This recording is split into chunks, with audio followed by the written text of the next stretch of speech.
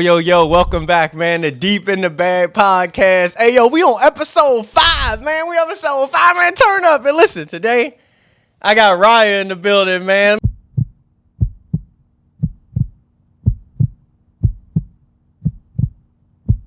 Man, first of all, make some noise, man. Turn up. Mariah, how you feeling today? I feel good. How are you feeling? Man, I feel amazing. Hey, listen.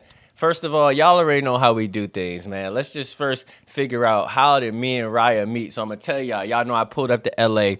8 months ago, man. I'm out here apartment shopping. You feel me? I see Mariah, man. I ask her for some assistance, and she turned around and put me on game and got me where I'm at now. So, Mariah, how did you even have that type of personality where you see a person in help, man, in need, and you was able to assist me? I mean, I feel like I get it from my mom because she is very much the social butterfly. I'm not as much as a social butterfly as her, but I just like helping people. So you were cool. You know, the vibes were good. I've been in LA for 10 years, so obviously I have a bunch of experience living here. So, yeah. Hey, listen. Hey, y'all know what I tell y'all all the time, man, about just if you stay in your bubble, if you try to stay comfortable, you feel me, then, like, you never going to be able to just meet amazing people like Raya, you know, and so her just putting herself out there for me done put me in a good situation where I'm living in a great spot. But let's get right into it, though. So, Raya, where are you from?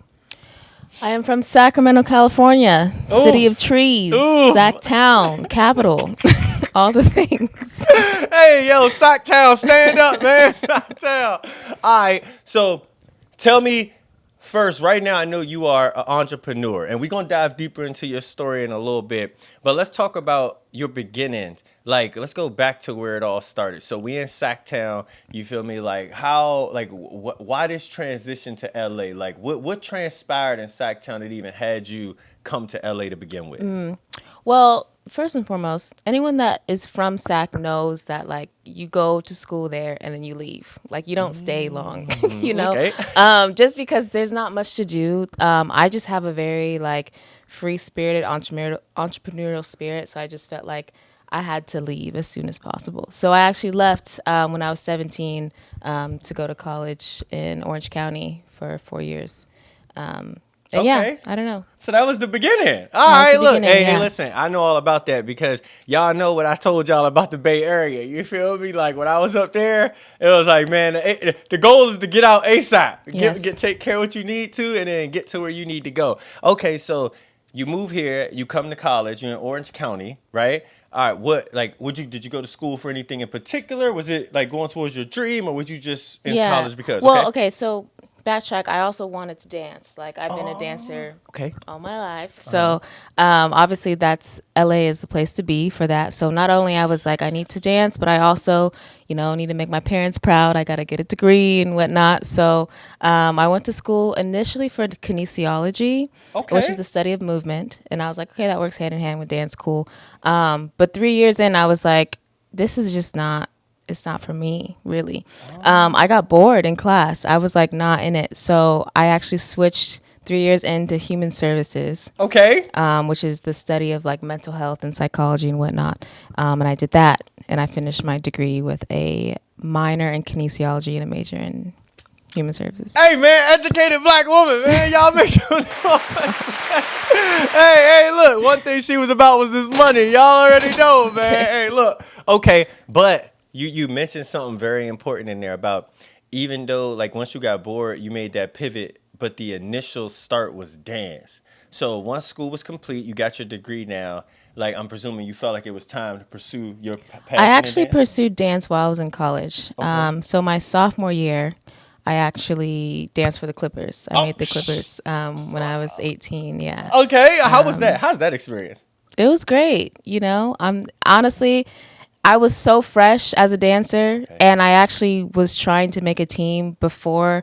You're actually supposed to be 18, like that's the legal age, but I actually auditioned when I was 17 just to like get some practice in. Yep.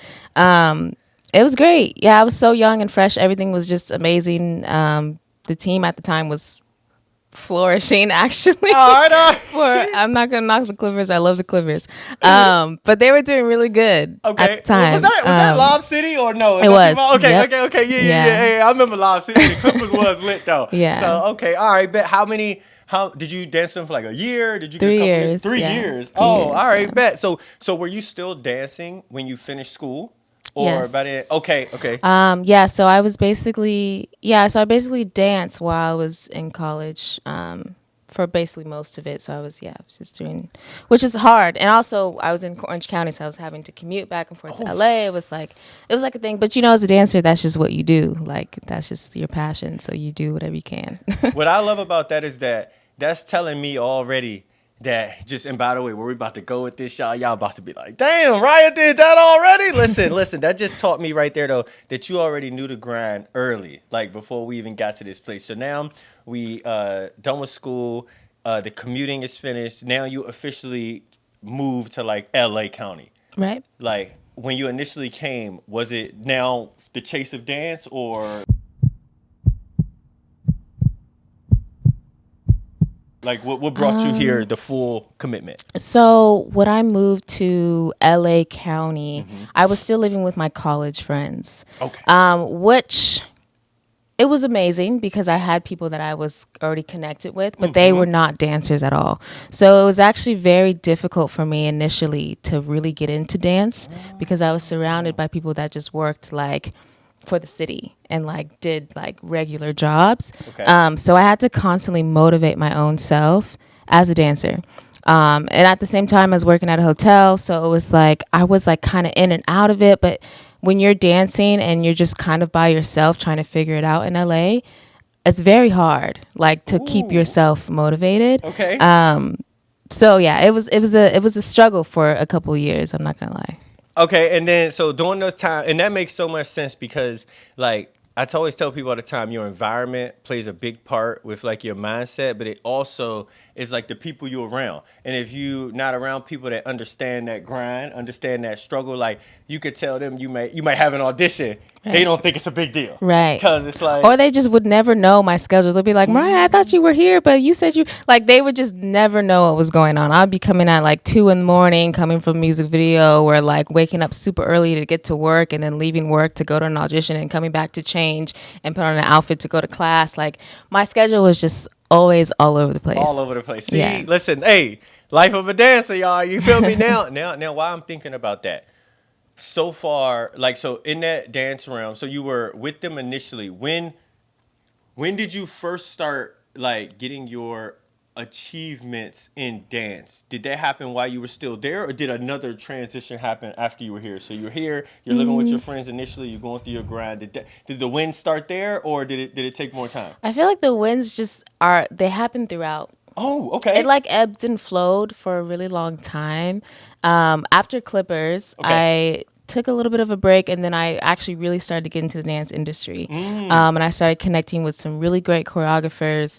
But it was so different than what I was used to. Okay. And I felt like I had to like retrain my whole body and my whole mental, because industry, as people know, industry dancing is not like sports, like professional sports dancing. It's completely different. So I had to really switch myself, and I did get some wins, like. Okay, talk about them. Talk to us. Talk to us. Talk to us.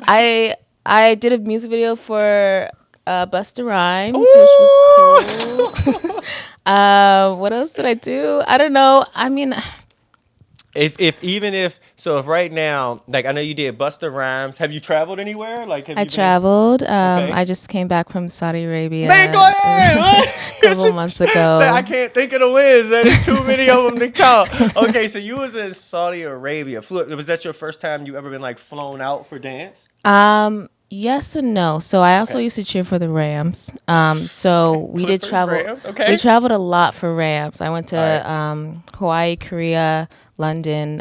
So we did a lot of more so like community work. Okay. As opposed to dance. But for dancing specifically, yes, Saudi Arabia was like my biggest like international music festival. There was like 70,000 people there, something ridiculous. So yeah, it was a really amazing experience. That, first of all, I just believe. Look, let's just recap some of the stories so far, y'all. So you got the Clippers under your belt, the Rams under your belt. You done Busta Rhymes, traveled to Saudi Arabia. Like, I feel like when you say it like that, it sounds like, her life is so crazy. But honestly, it took me so long. Like, if you think about it, I've been here since 2012. Okay. It's now 2023. I started Clippers when I was 2013. So that was 10 years ago, So, like, I don't know. I feel like always as a dancer, we're like always trying to do more. And like, yes, I give myself creds for the things that I've done, but there's always so much more I can do. Obviously, Beyonce's on the list. If you're watching this, girl, I'm here. Beehive, y'all already know. But yeah, I just feel like as a dancer, you're always wanting to like. There's always so much more you could do. So thinking of so much more. All right. So now let's go a little bit into the mindset of a dancer. Okay. And what I mean by that is, I know you initially said that like dancing for the Clippers and like dancing professionally out here, it's just such a different beast. And I know, and like you just said, it took 10 years. So this took time to build up this resume, build up this experience, build up this expertise. Like, first of all, how do you continually be like pushed through that? Like, just do, because that's a long time to like just still have it on your mind and still be winning. So like, what? Just talk about. Yeah, I mean, honestly, it's been a battle. Like, I feel like I said, it kind of ebbs and flows where I'm really in it.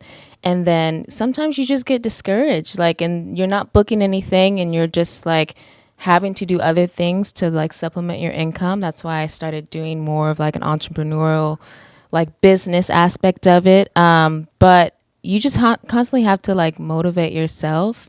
And it's easier said than done. So it's hard for me to give advice because I feel like it's still a work in progress for me. Yes. When it comes to just like staying consistent. I think this is the first time ever that I've actually have been staying consistent and actually putting it first, because I think for a long time, which I think is why it took me 10 years to, do all these things, is because I'd always had a backup plan.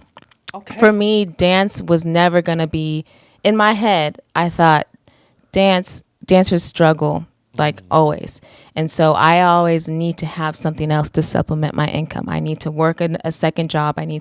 I've done so many jobs aside from just dancing. I didn't even want to go into it because that's like a whole other thing. These second jobs, like, and you definitely feel like that was just, well, you feel like it was holding you back? Do you feel like you wasn't able to fully commit? I feel like yes and no, because my experience that I've gained through these other jobs has really enabled me to gain life experience. You know what I'm saying? And I think it's like a blessing and a curse, because if I would have just did dance from the jump and that's it, I probably would have been up there already. Ooh. But I also know that there is a cap when it comes to dancing, just with your body physically. Like, you can't do the things that you do at 60. So you're going to need to have some sort of other life experience or some sort of business that you've created of a passive income. So when you get to that age, you're still going to be okay. You're not going to be like, oh, I'm still choreographing. No, not knocking like those that are choreographing at that age. I'm just saying that, like, for me personally, I have to be doing some other things. So I always had a backup plan. Okay. Yes. So, no, I love that.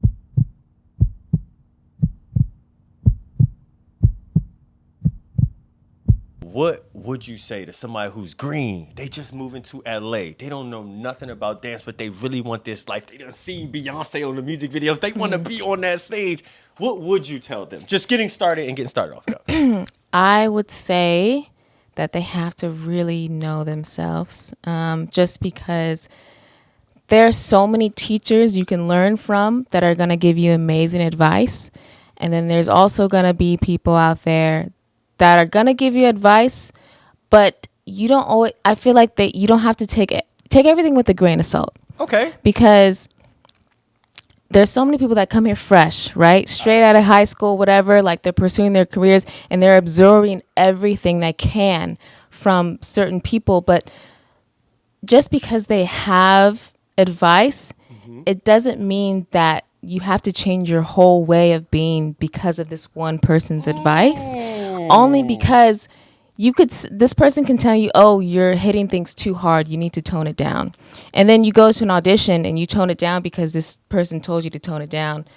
But then that person says, you're too soft. We need you to bring it up. And it's just like, what is it? You know, so you really have to know yourself, because like you have to be the best you for a dancer. And just in general, you have to be the best version of yourself. Okay. And as soon as you can master that, it doesn't matter. Like, you know what I'm saying? Yes, like, I know exactly what you're saying. I don't know if I said that correctly. You said it perfectly, because like being aware of yourself, it allows you to take on the thoughts of other people, but they don't become your life. Right. Like, you know, they're like, okay, bet, that's your experience, and that's what might have helped you or what you see, but your feedback isn't everyone else's feedback. Right. Like, it's like there's so many other perspectives, and I'm presuming when you go on auditions, there's what would they be called? Like, is it casting? Like open calls. What terminology is for the people who would choose you?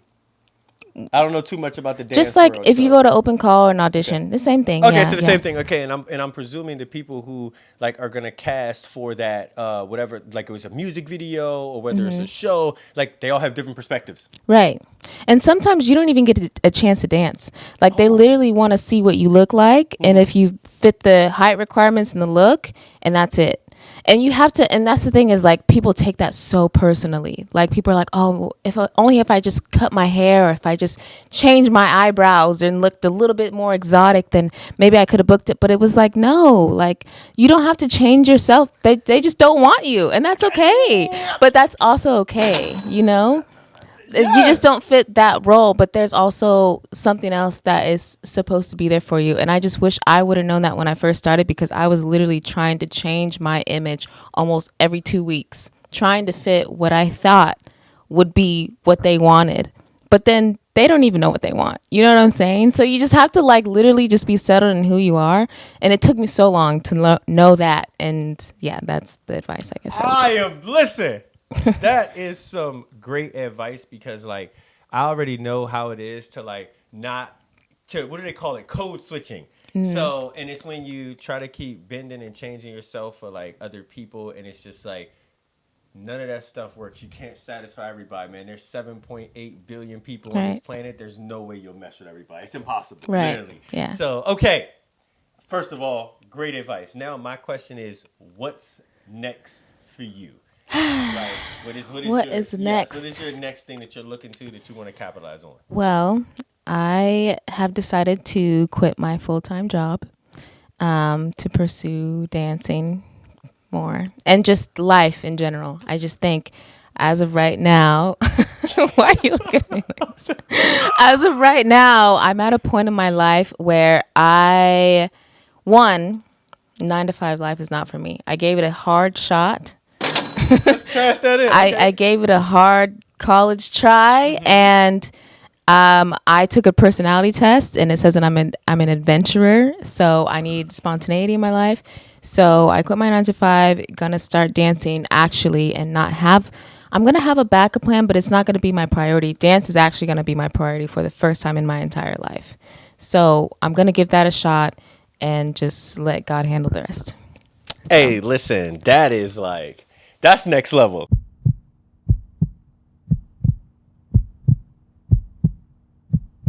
Why now? Why such a commitment? Why are you willing? It has to be now, because I'm too old to be wasting any more time. Honestly, I just think about, like, I'm not going to share my age. Like, I'm getting to the point where it's like, Mariah, you have to do this now or never. Or you can just continue to work, because your body is not going to be where it's at 5 years from now. So you need to start training. And the level of talent in this city is absolutely insane. Like absolutely ridiculous. So I need to start now. Yes. Because I can't waste any more time. I need to catch up, because these people are literally flipping on their eyelashes nowadays, like these little children. So like I need to catch up. So yeah. Hey, honestly though, first of all, that is some real ish to like know that you in LA, to be self-aware enough with all your experience to see that like, wow, if I'm gonna make it now, like I gotta step it up, because it's for real here. It's not this. Yeah, it's definitely not the same like when I first started training in LA, like, and even the whole dynamic of dancing and like being on camera every single class, like you have to be on it, like, so. I love it. Hey, listen, y'all, man, I hope y'all took away from this as much as I did, because like This was honestly just amazing. And it's like to learn like how your mindset has even shifted and you've become the person you are right now. And like that commitment, I think personally it takes like a true belief in self to decide like, man, I'm eliminating the safety nets. I'm going for it. I'm all in. I'm 100%. And like, I know I can make it. Yeah. That belief. Hey, listen. Well, we appreciate you, Raya, We appreciate for coming you. on today, Thank you. man. I love this. I love your story. Believe me, you're going to inspire so many people. And if y'all enjoyed this too, naturally go follow Raya. Go see her journey. I'm going to have her IG already tagged. You already know. Like, subscribe, comment, and I will see y'all at the top. Yay. Oh, okay, there you go.